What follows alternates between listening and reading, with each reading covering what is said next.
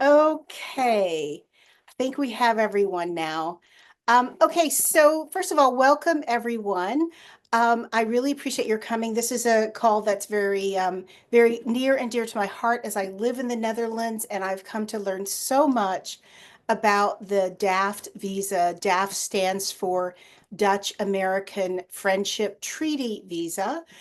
It's a great way for people who have some entrepreneurial leanings or who are self-employed and comfortable doing that to come to Europe. You could be a digital nomad, just like you can be in many European countries, but it's one of the only countries in Europe that where people who can work on the ground, they can sell services and goods to people in the local communities here. And that makes it different and special, especially for people who might have jobs that are not digital jobs, such as being a barber or a baker, or other kinds of jobs, service jobs that you need people around you to sell things to. So the DAFT visa is great. It's also incredibly easy, and Taylor is going to tell us more about that later on, but it's very easy. There are a lot of success stories. Chris will talk about his success story, which is very interesting. And Rupert helps lots of Americans find housing. And as you're going to hear many times tonight, finding housing in the Netherlands is one of the biggest challenges. So first of all, let me just introduce everyone quickly. I'm going to read their bios to you so I don't miss anything. We're going to start off with Taylor, because he's going to talk about the visa process and specifically how to do everything right so you can get your visa renewed after 2 years or just before 2 years. So Taylor Zadruli is the founder of TZ Strategies, a strategic marketing consulting firm that transforms business challenges into opportunities through innovative strategies, data-driven insights, and expert execution. Previously, he was focused heavily in the U.S. business sector. As Chief Growth Officer at DeFaro in Washington, D.C., he led business development and sales strategy, expanding the company's presence across retail spaces and digital marketing places. Later, though, he fell in love with a Dutch woman, and that is when his journey started in finding a way to live in the EU. After countless months spent researching the best options for Americans, it was clear by pure coincidence that the DAFT visa was the easiest, the easiest option. He now lives in the Netherlands under the DAFT visa with his Dutch partner. His consulting business has created an in-depth 30-plus page guide with step-by-step instructions for Americans seeking to become residents of the Netherlands under the DAFT visa. You can buy and download a copy on his website, www.tzstrategies.com, and get an exclusive discount with a code JANA5, JANA5, and the JANA is all uppercase. So just everybody who's come in now, could you please mute yourself and turn off your camera? I'm just in the middle of introducing our panelists. I've just introduced Taylor, and now I'm going to introduce Rupert. Rupert, with Dutch nationality but an international upbringing, Rupert Agnes has always felt at home in the global community. Born and raised abroad, he developed a deep understanding of diverse cultures from an early age. His academic journey took him to the UK, where he studied international business and completed courses at Cambridge University, laying a strong foundation for his early internationally focused career. Rupert has built a distinguished career in real estate. Hold on, let's see. In real estate, sorry, I got lost here. Working internationally before founding Expatations, a specialized real estate agency dedicated to helping expatriates find their ideal rental or purchase property in the Netherlands.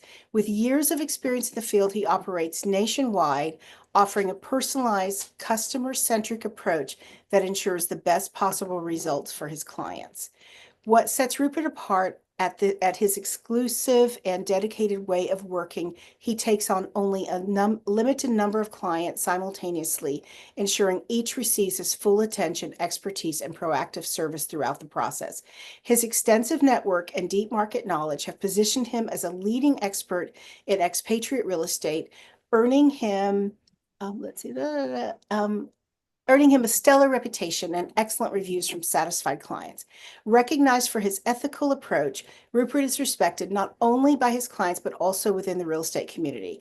Beyond helping expats find homes, he actively contributes to market development and is passionate about coaching the next generation of real estate professionals, instilling the same high standards that define his own work. With a friendly, empathetic, and responsive approach, Rupert ensures that expats relocating to the Netherlands experience a smooth and stress-free transition, making them feel at home from day one. So we're really excited to hear from Rupert as well. Now, Chris O'Connell. Chris, for some reason, you got a lot of likes on the picture of you that went onto my page. So you're very popular among the people on my page. Chris is a fifth generation Californian who grew up next to his great great grandparents' house, originally built where'd we go? Originally built in 1855 when they immigrated to the United States from Ireland for a better life. In 2024, Chris and his family left the US, immigrating to the Netherlands in search of a better life. Some things in life really do come full circle. Chris has over 25 years of hospitality experience, including 17 in the wine industry in California and Oregon. After 8 years in Oregon, struggling to make ends meet, it was clear the better life he and his family were searching for was somewhere else. The Netherlands was calling, and the O'Connells were all too ready to answer. Upon arrival, Chris founded O'Connell Tours to continue sharing his knowledge while entertaining guests and tourists. His tour company, founded through the DAFT Visa program, offers day trips within the Netherlands to see and experience everything from wineries and distilleries to tulips, castles, and windmills. When not on tour, Chris offers his spacious van for an airport service, moving help, IKEA trips, and more, all the while creating a delightful experience for his guests. On rare days off, Chris enjoys spending time with his family, writing, reading, and working on his van. You can find Chris at o'connelltours.com and on YouTube, Instagram, and Blue Sky as at O'Connell Tours NL. So thank you. That's very exciting. I can't wait to hear from everyone. That's really great. We're going to start off with, oh, sorry, I forgot to introduce one of the most important people on this call, and that is Bethany. Bethany Quinn is my business partner in the GTFO Tours. She's also a relocation coach and a business coach. So if you need help trying to figure out where and how you're going to move abroad, Bethany is a person who can help you. And also, she also does business planning. So people who, for instance, have never run a business, um, and um, and she can help you make your business plan because you probably do need a business plan, or you don't need one officially, but you might want to have one if you're coming to the Netherlands if you need to figure out how to make a living. So we're going to start off with Taylor, who's done it himself, but who's here mainly to talk about the process. The visa process is really straightforward, but there are some rules you need to follow. So Taylor, give us the basics. Yes, Jenna, thank you. Happy to be here again. So you absolutely nailed it. Based on my research, I found out that the DAFT is one of the easiest, if not the easiest way for Americans to emigrate to the EU. So a few basic requirements. Let's get into it. Number one, obvious one, you must be a US citizen. The main applicant of the DAFT visa has to be a US citizen. You can bring over a spouse, and that's okay. That's a different type of visa, but the main applicant that is on DAFT has to be a US citizen. Number two, entrepreneurial intent. You have to start a business. I can't stress this enough. Either you're going to start a new business or you're going to work as a freelancer. Both is okay because you are starting a business. However, it is a requirement that by moving to the Netherlands on this DAFT visa, you have to start a business in the Netherlands. Number three, equally as important, you have to start a business. However, it is a requirement that by moving to the Netherlands on this DAFT visa, you have to start a business in the Netherlands. Number four, you have to start a business. You have to start a business. However, it is a requirement that by moving to the Netherlands on this DAFT visa, you have to start a business in the Netherlands. Number three, equally as important, you must deposit a minimum of 4,500 euros in a Dutch business bank account that is named under your business. So, and this amount of money, this investment, basically this equity in your company has to remain the entire time that you have the visa. 7 years down the line, 10 years down the line, if you're still in this visa, you must keep this 4,500 euro minimum investment at all times. I always recommend to put a couple hundred euros more in there just to be safe. You know, you want to like set it and forget it and never touch this account again. Then your business must be registered with the Dutch Chamber of Commerce. Actually, this is a requirement basically in the visa application process. And then you must have a valid passport and health insurance. Now, the steps are very simple. First of all, you must decide if you're going to go with a BV or eenmanszaak route. This is essentially the business structure that you're going to open. Eenmanszaak, think of it as a sole proprietorship. BV, think of it more as a corporation, S Corp, C Corp, similar in the US. Whichever one you choose is going to dictate when you apply. Most people go for the sole proprietorship, eenmanszaak, because then you can always upgrade to a BV later on. Essentially, you arrive, you land in the Netherlands on a 90-day tourist visa, Schengen stay, very simple. As soon as you arrive, you send an application. There's a form on the IND website, you download, you send that in, your application starts. Now, great news for people that are starting right now. This year, as a matter of fact, last year, the Netherlands, the IND, the immigration branch of the Netherlands started a fast track process that is still going on, where essentially you get pre-approved for this visa, which is amazing. And then you have 6 months to send in the rest of the information. And essentially the rest of information is proof that you have opened a business. So you're going to need an extract from the Dutch Chamber of Commerce, proof that you have invested 4,500 euros as a minimum. And this will have to be accredited by an accountant. And these are basically the main 2 points that you're going to need to essentially be approved.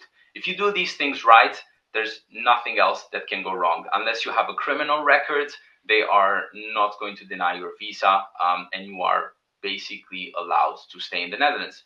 You will be awarded a 2-year visa initially, and after that, you're able to renew every 5 years.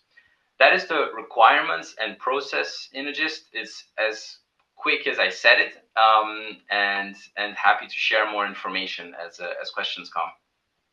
I know we're going to listen to our other panelists first, but I have a couple of quick questions for you.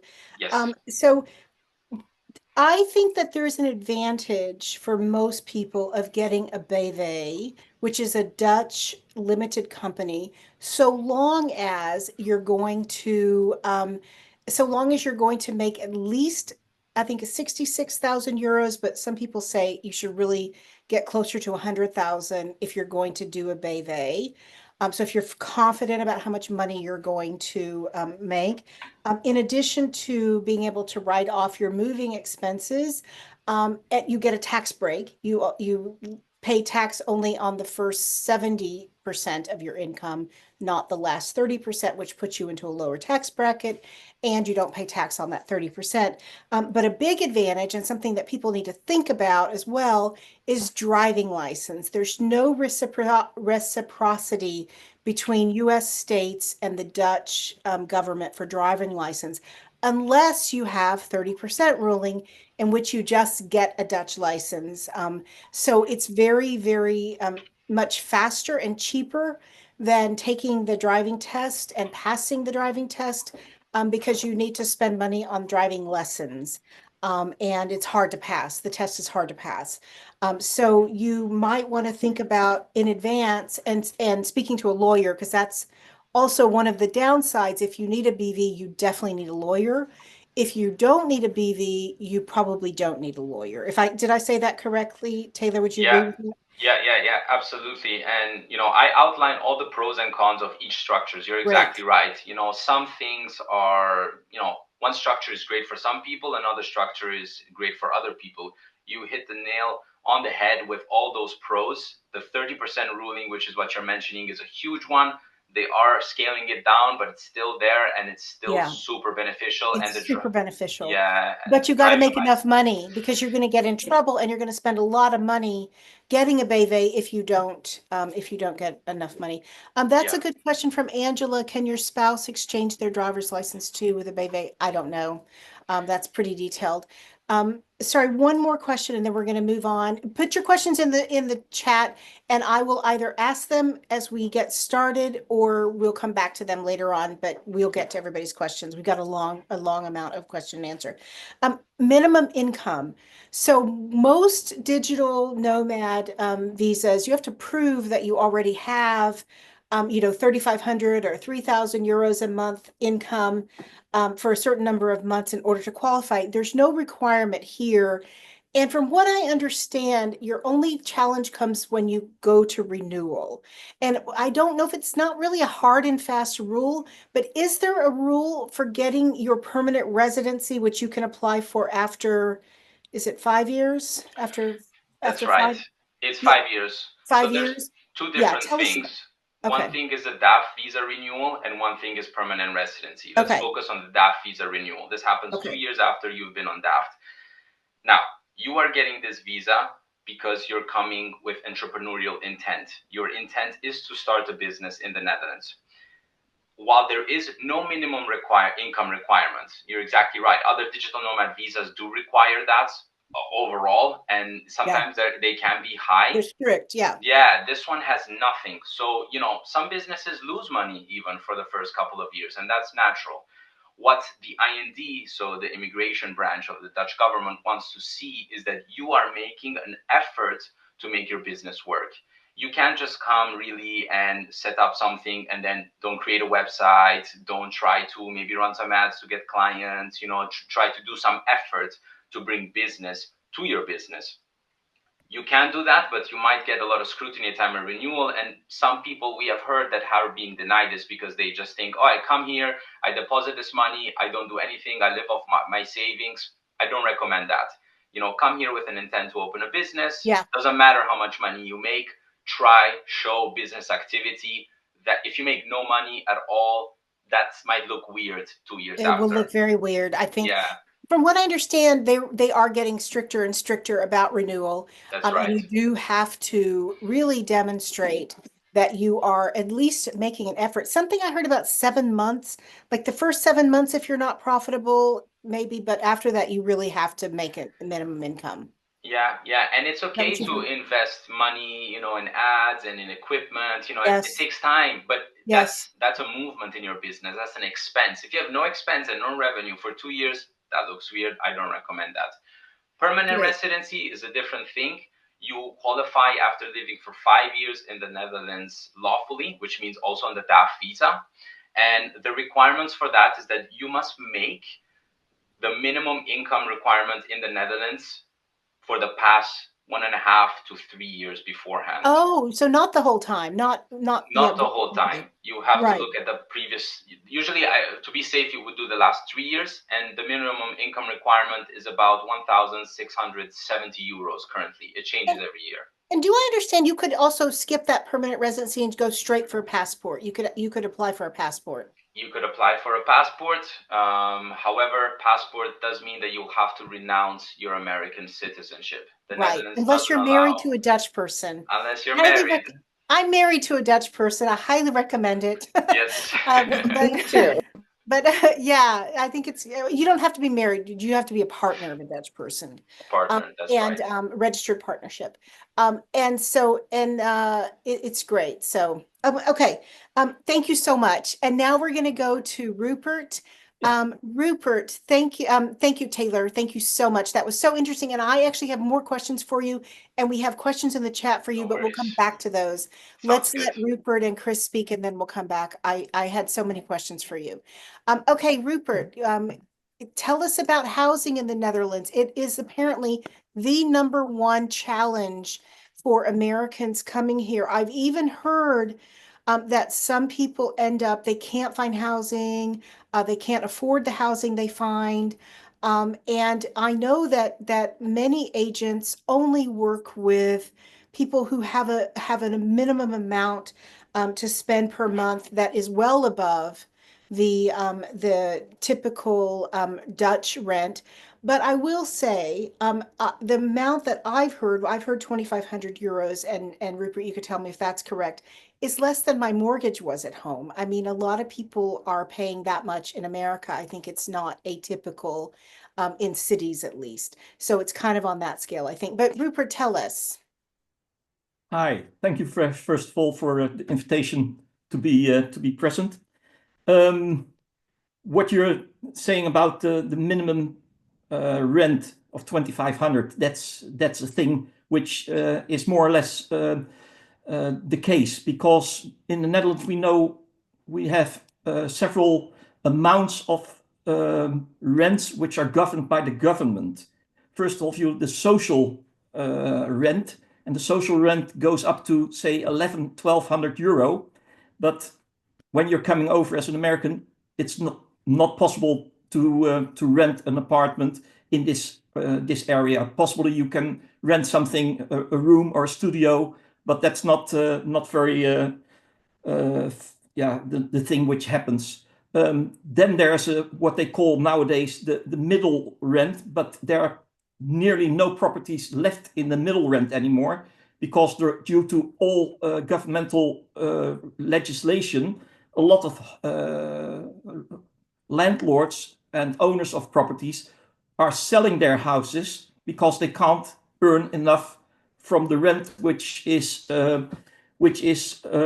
yeah, paid by the renters. So nowadays most of the people rent in what they call the free market sector, and the free market sector more or less starts with this 2,500 euro rent. So most of the people need to look in that area to find something. And also it depends where you rent, because the thing what you have to do when you're in America and come to the Netherlands is think, where do I want to live? Yeah, Because it's a huge country. Yeah. Yeah, a lot of Americans only know from holidays or from what they've heard about Amsterdam. And Amsterdam is a beautiful city, but it's also the most highly populated city in our country, Mhm. and the most expensive city in our Yeah. country. So think about other cities in the Netherlands, and there are a lot of cities in the Netherlands which are very highly populated by expats, like Utrecht, Haarlem, The Hague, Rotterdam, Eindhoven. These are really all expat cities, but they are, compared to Amsterdam, they are first of all cheaper, and you will have more chance to find something. But that's the thing that Bethany also and you also are doing with the GTFO tours, is bringing the people to the Netherlands, taking them around the Netherlands and showing them the specific cities of the Netherlands and telling the pros and the cons. So I think that's a very good thing, and all the people listening to it, to this presentation, should look at that as well, if possible. But if that's not possible, look through it in online and find what you think is a proper city to live.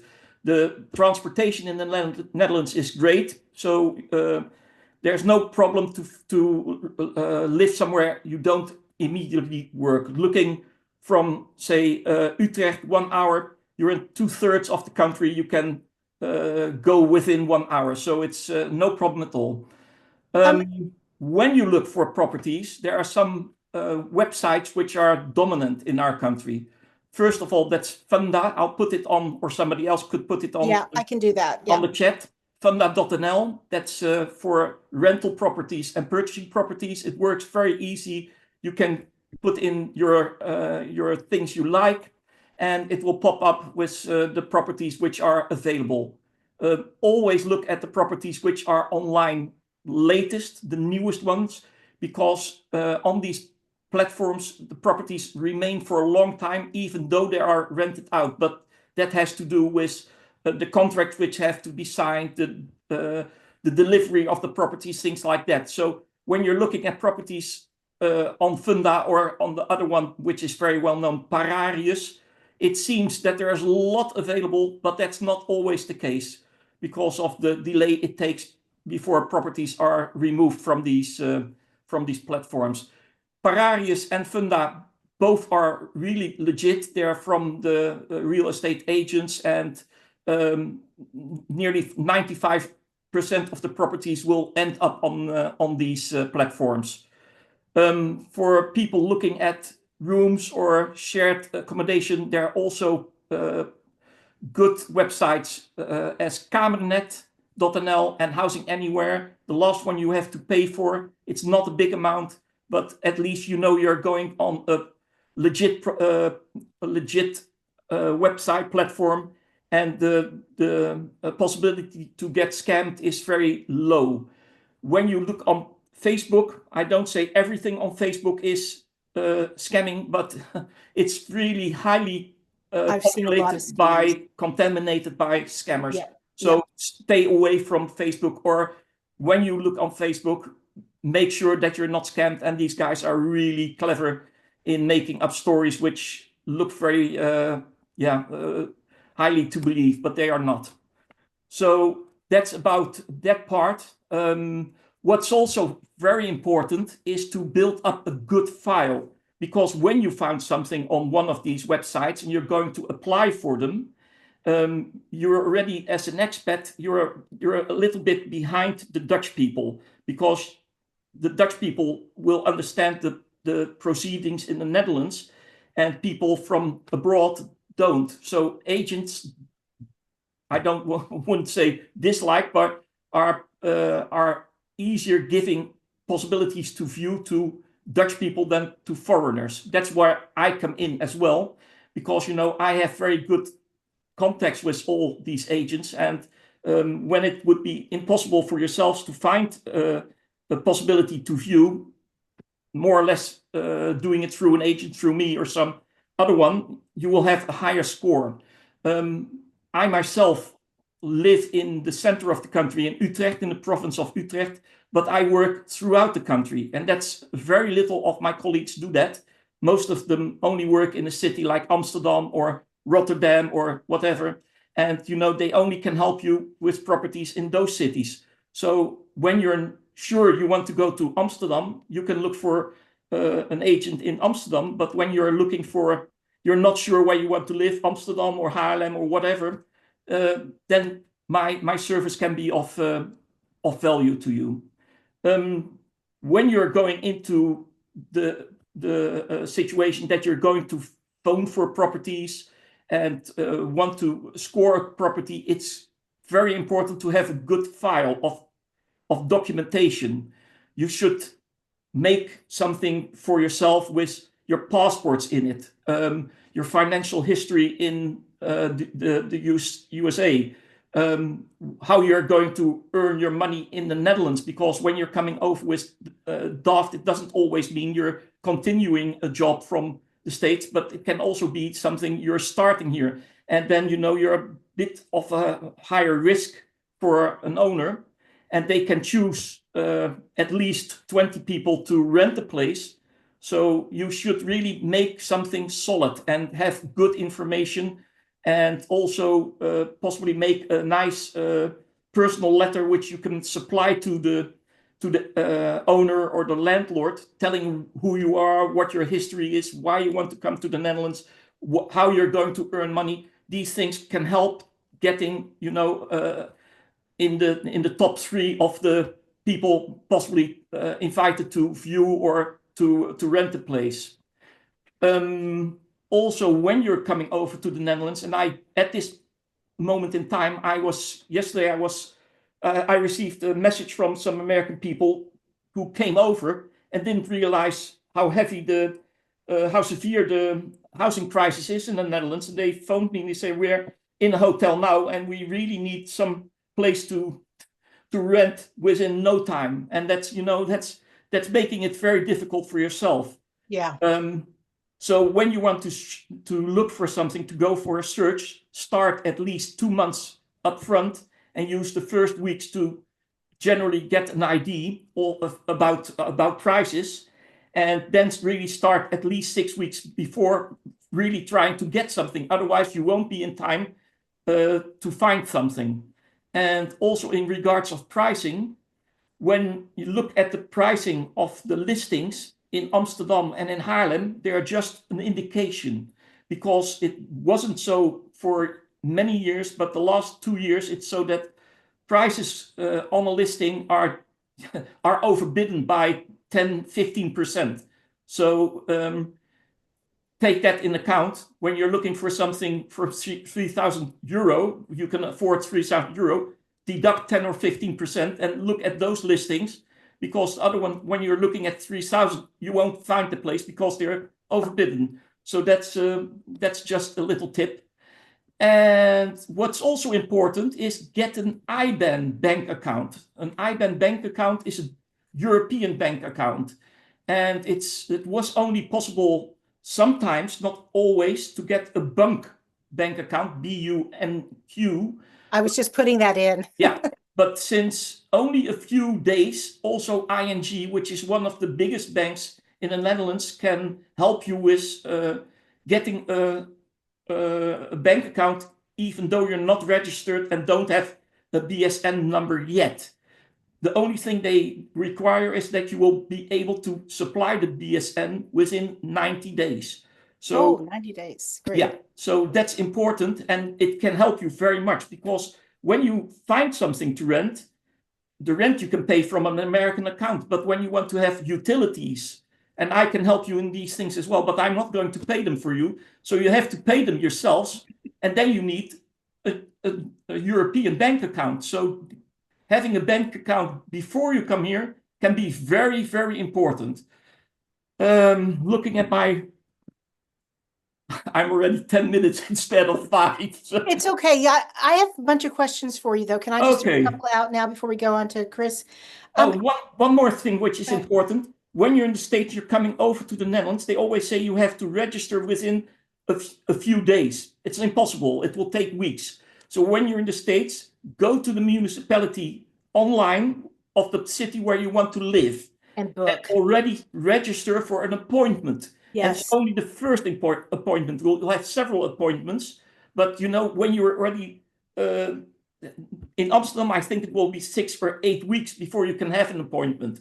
So when you're already in the States and making the appointment the moment you come in, it will be possibly only a few days after you arrive in the Netherlands, and that's giving you a lot of head start than waiting until you're here and then go to the municipality.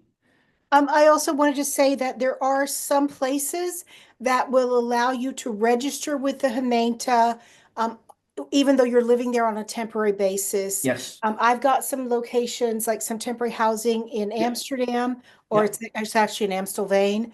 And there's one between Haarlem and Amsterdam, but I'm making a list of those. And sometimes it's also possible when you come here and you're going to work for a company that you can register on the address of the company you're going to work for. I didn't know that. I thought you had to have a house. It needs, naturally, the company needs to agree. So you have to. Yeah, absolutely. So Rupert, I have a couple of really important questions that some people I've seen in the chat as well. Can you describe what the Randstad is and how housing prices compare between the Randstad and the rest of the country, and between villages and cities? Yes. I know that's a big question. How long is a piece of string? But give us a kind of an overview. Okay. The Randstad is more or less the western part of the country. It's the highest populated part of the country, and the most industry is located there. So the cities, what I said, Amsterdam, Utrecht, Rotterdam, The Hague, that's more or less the most important cities of the Randstad. And nowadays also Eindhoven, because in Eindhoven we have a very important company, which is ASML. And they are one of the biggest companies employing something like 400 people every month. Yes. So, it's also very highly populated with expats. And that's the area, where most work is. Also, the highest pressure on the rental market will be. And it's so Eindhoven is just as difficult as the Randstad to find something. Eindhoven is very difficult. This company is buying complete streets for very high prices. They just buy it from the owners to relocate their personnel. They're going to Interesting. build flat buildings. It's terrible. Yeah. But you know, also what I said, there's good transportation in the Netherlands. So when you're not able to find something in Eindhoven or in Amsterdam, you can live miles from the city center, but have very good connection to the city center. Yes. So and then the prices will be lower as well.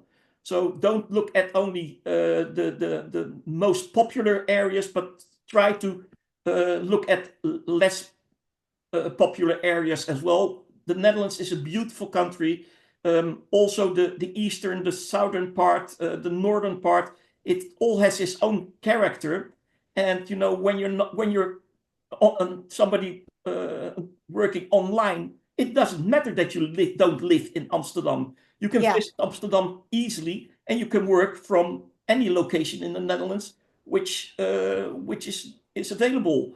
And the prices really are dramatically different. Where Amsterdam, I don't start in Amsterdam below 3,500 euro to look for something.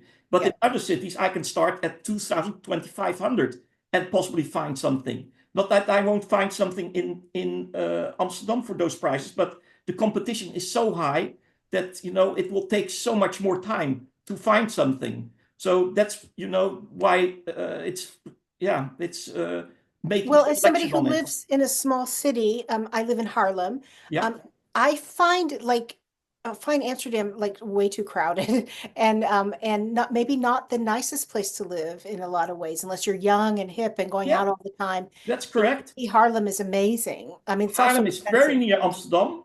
The quality of life in Haarlem is much better, and the prices are very high, also very high for the Netherlands. High, but compared to Amsterdam, they're really they're available at least. You can find them.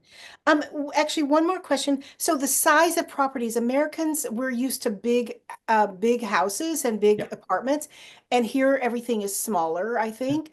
Can you give us a sense of how large a 2,500 euro apartment in The Hague would be, for instance? Would it be tiny, or would it be 150 square meters? 2,500, it depends naturally if it's a new build or an older building or things like that.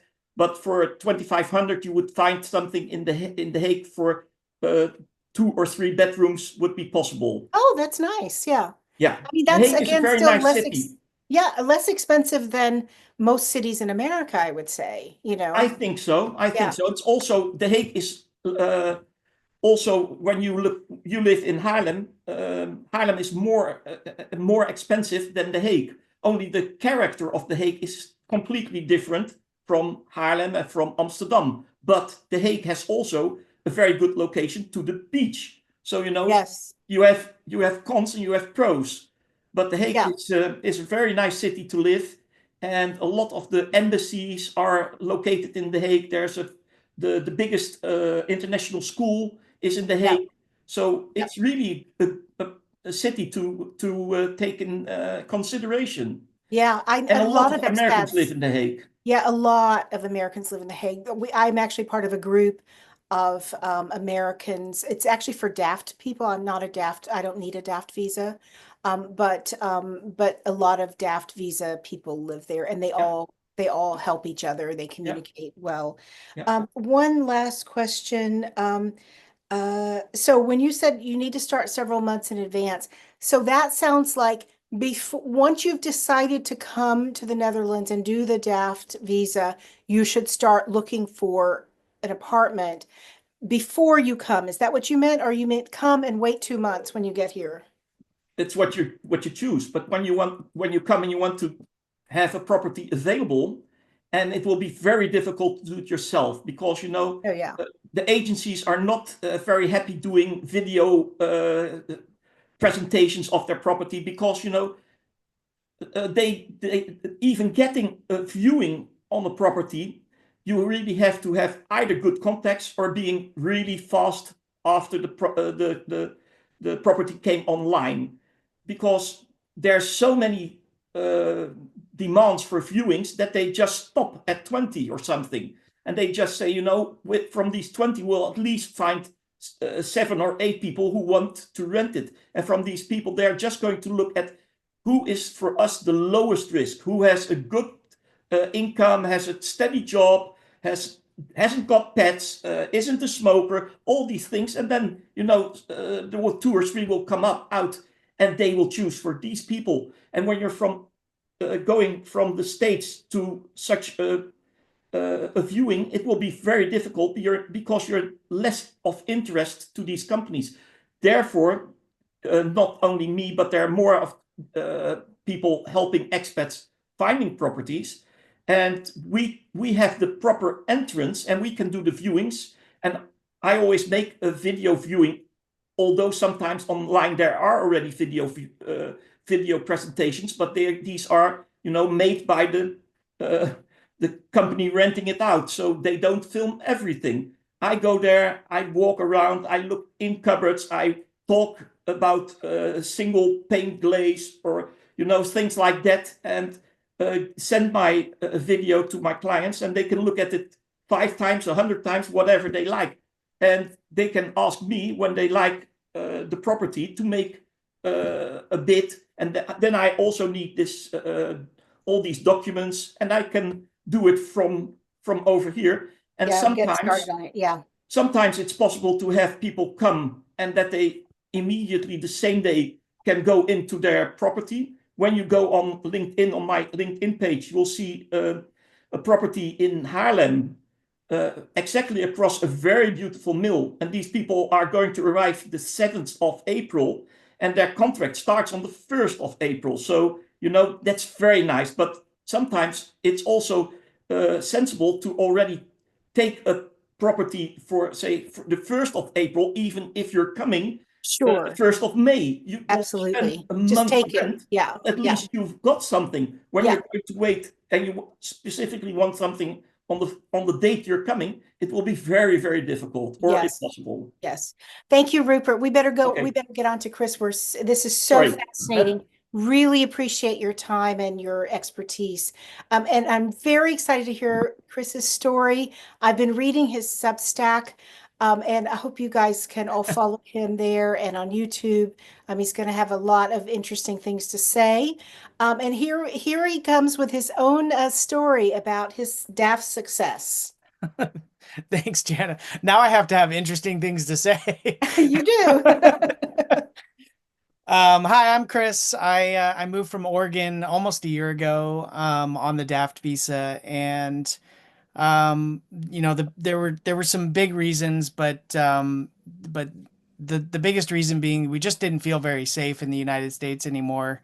My family and I, my wife and 2 teenage kids, decided that we wanted to get out of the United States, and we saw the impending Trump presidency coming in, and pretty much as soon as he announced, we kind of knew that he was going to win, and so we started making preparations to get out.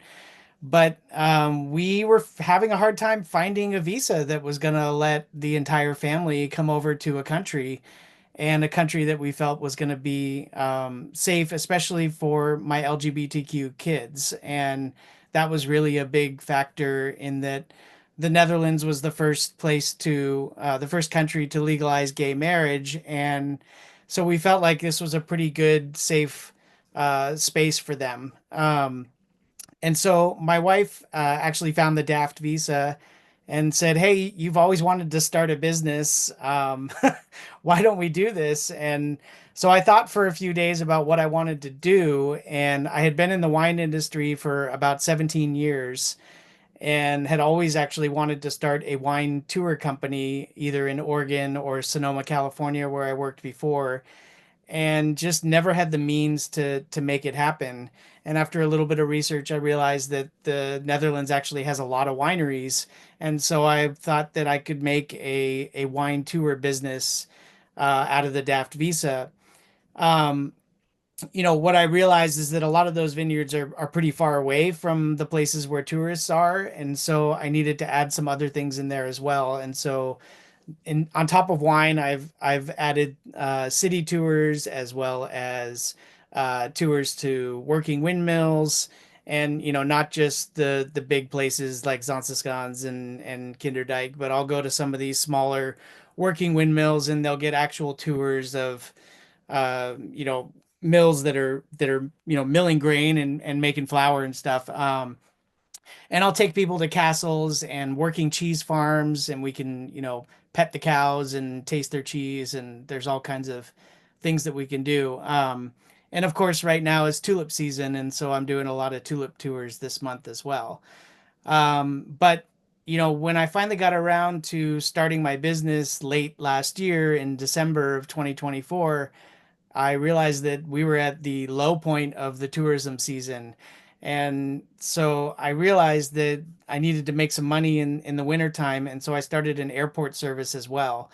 And, if you Right. live outside of the Ronstad that we talked about before, it's really difficult to get to the airport for like a 6 or 7 a.m. flight from outer areas. So I actually live out on the German border because we couldn't afford to live in the Ronstad, um, and so I found a few people like on Reddit that were looking for how to get to the airport, and I said, "Well, I've got a van, I can take you." And so it kind of took off from there, and I started advertising that service on Facebook and Instagram and a few other places, and still kept on Reddit trying to find these people that were looking for either moving services or somebody that said, "Hey, I got to go to IKEA and I don't have a car." And like, it's not very common to have a car if you live in a city here. And I have a pretty good sized van that can do all these things. And so I just started offering my services on top of the tours, and things have really taken off. And I had a really good first quarter, which was my first real Great. quarter in business. And to the point where they'll renew my visa right now based on what I made in the first quarter. So I'm pretty happy about that. But I'm also doing other things because my if you're looking to get people to utilize your business, SEO on your website is not necessarily the only thing that can work. I'm also networking with a lot of different connection things that are happening throughout the country. And I've also started a YouTube channel and a Substack. And so all these different avenues that can feed into this business of O'Connell Tours is really the focus. Um, and so yeah, I'm just almost a year here. We got here in May of last year. I do recommend taking your time and trying to work out all of your details. My oldest was turning 18 in May of last year. And in order for them to be on our visa, we had to get here to the Netherlands and start our appointments before they turned 18, or they would have had to have their own visa. And so we actually had, from the time we met with a lawyer to the time we left on a plane, we had 44 days to get all of our stuff together. And that was getting a house ready to sell. We sold 4 cars. We had a garage sale. We sold as many things as we could on Facebook. We donated the rest. And we all got on a plane heading east to our new life just 44 days after we decided to make this happen. So I do recommend more time than that, because, for instance, we did not have a place to stay, and we did not have a makelar like Rupert. And we ended up applying for 130 homes throughout the entire country. 4 of those homes gave us a viewing, and one of them gave us a contract. And so, it's one of those things that you really got to do your homework and figure out what to do ahead of time. And the resources on this panel can really help you with that. Can I ask you a question? Thank you so much for sharing that story. Yeah. But you said something very interesting, and I saw that Jen has the same question I have. So, if your child hasn't turned 18 when you apply for the visa, they can remain throughout your visa on your visa? Yeah, that's correct. So I Wow, that's recently awesome. posed this question to our lawyer because I was concerned what happens at renewal, right? Because Right. now they're 18. And what my lawyer said was that as long as your children are dependent on you and still living with you, they can remain on your visa. But Now, they had to get here before they're but 18. they have to get here before they're 18, correct? Wow, that's so interesting. I would have advised people to get their own visa. That's great that that's an option. I've been telling people if they have adult children to that they should become students, but of course that doesn't count towards getting a passport. But they Yeah. are young and they still have time, right? Yep. Or that they do their own DAFT visa. Right. So if they're, somebody asked about a 20-year-old, I mean, they could start a small business, dog walking or something like that. Absolutely. Yeah. You can, I mean, you can do whatever you want, right? But the thing is that, and I think this is where, you know, people struggle is maybe they built businesses in the United States for a long time.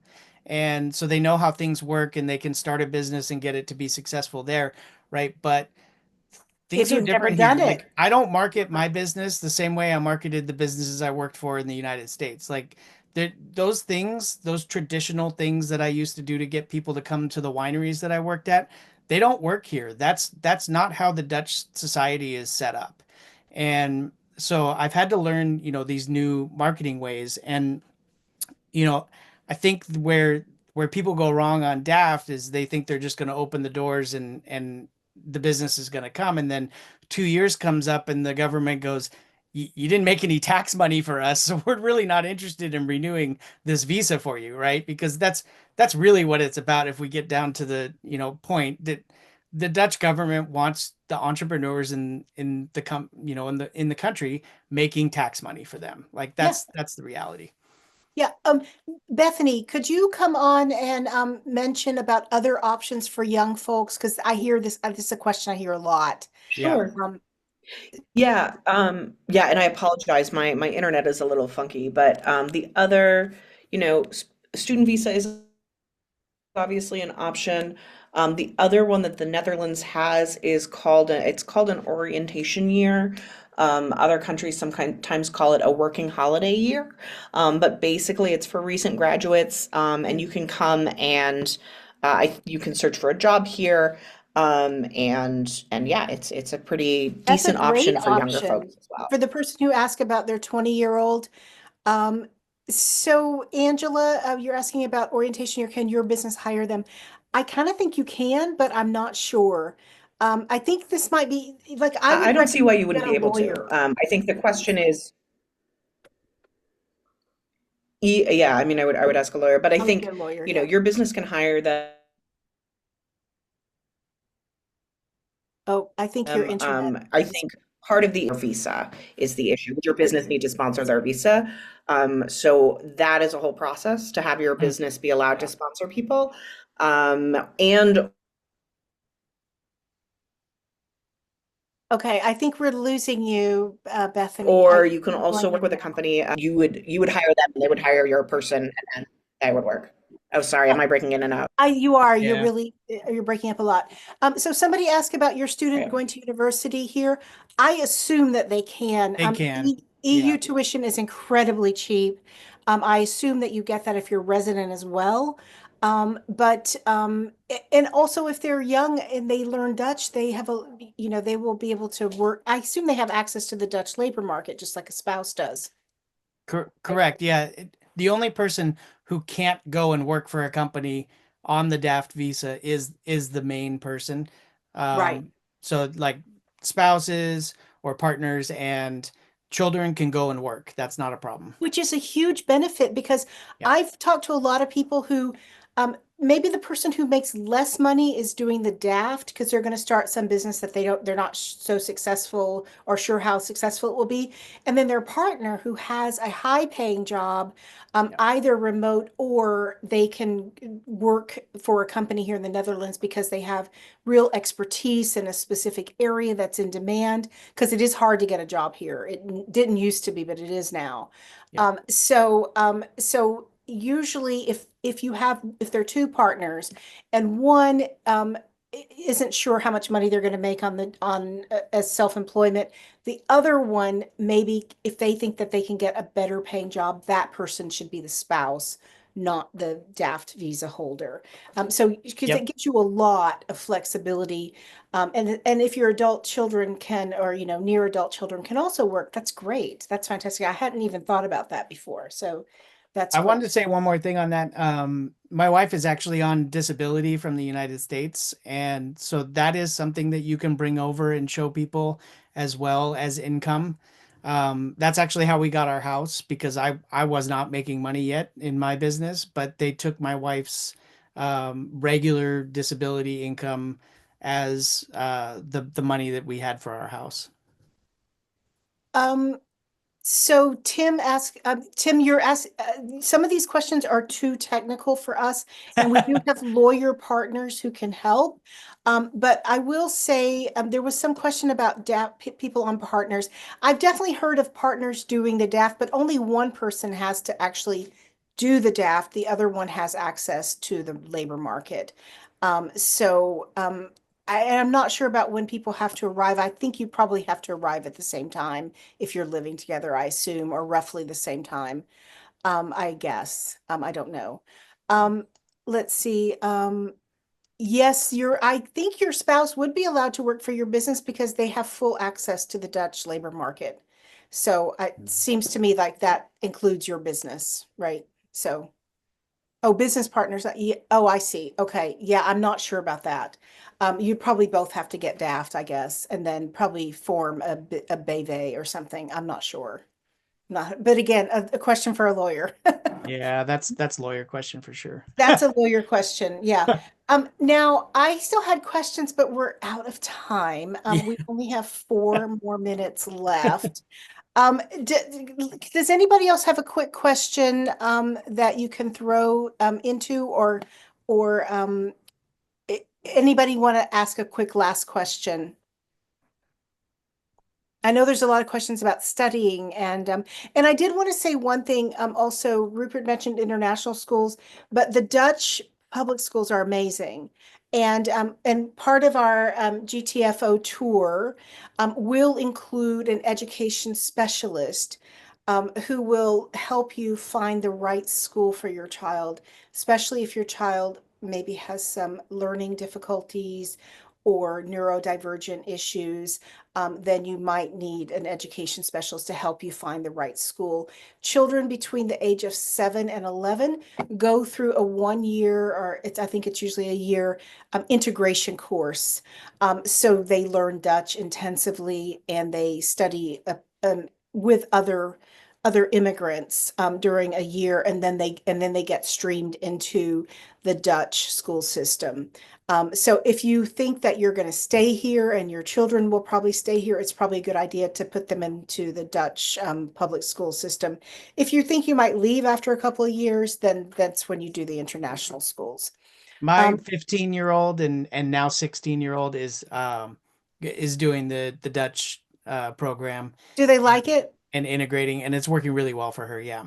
Yeah, because it's very different than America in the sense that they stream them very early into professional, which where they're going to go with their lives and their Yep. careers, basically. So they don't have to, learn things that are not going to be of direct use to their profession necessarily. So, um, let's see. Oh, and thank you, Taylor. Taylor's offering support, and he sells his guide. I think, Taylor, is it 35 euros? How much is your guide? Yeah, it was 35, and it explains everything about the process. I really created it because when I was starting the process and I wanted to do it myself, I found it so overwhelming, and there's so much information out there and old information as well.